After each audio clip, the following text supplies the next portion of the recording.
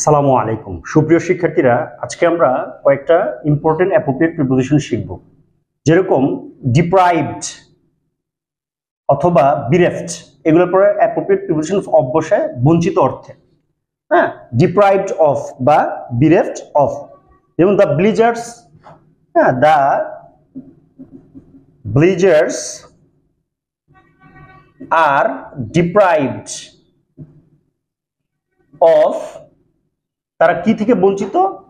Modern facilities. তারা modern facilities থেকে বঞ্চিত। তো ডিপ্রাইভড বা বিরেফড, তারপরে প্রিপোজিশন অফ বসে। Absorbed, plunged, engaged, occupied, engrossed, immersed, এগুলোর পরে অ্যাপ্রোপ্রিয়েট প্রিপোজিশন ইন বসে। আবার কি বলি?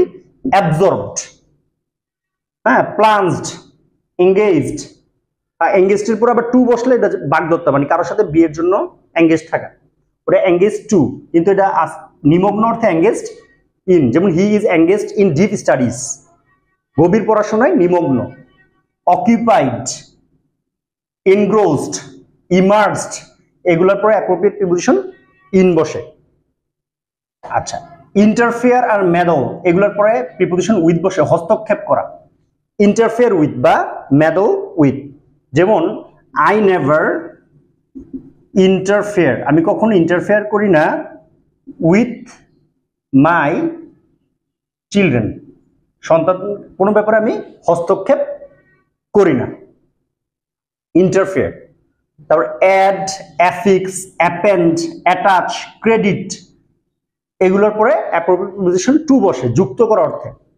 Add to, affix to, append to, attach to, credit to, কোনো কিছু যুক্ত করা অর্থে এগুলোর পর প্রিপোজিশন টু বসে, অ্যাপ্রোপ্রিয়েট প্রিপোজিশন টু বসে। Add to, affix to, append to, attach to, credit to. যেরকম অ্যাটাচ, অ্যাটাচ দ্য সিভি, সিভিটাকে অ্যাটাচ করো টু ইউর অ্যাপ্লিকেশন, তাহলে অ্যাটাচের পরে to, credit to, append two, affix to, add to. Jealous বা envious, এগুলা হিংসা বা ঈর্ষান্বিত অর্থে অবশ্যই। জেলাস বা ইনভায়াস, যেমন he is jealous of my success বা envious of my success. Jealous of মানে সে খুব হিংসা করে, ভেরি জেলাস, খুব হিংসা করে, অফ মাই সাকসেস। আজকে শিখলাম কোন শব্দের পরে একই সাথে কতগুলো শব্দের পরে একটা অ্যাপ্রোপ্রিয়েট প্রিপোজিশন বসে। তো সবার জন্য শুভকামনা। Thanks for watching.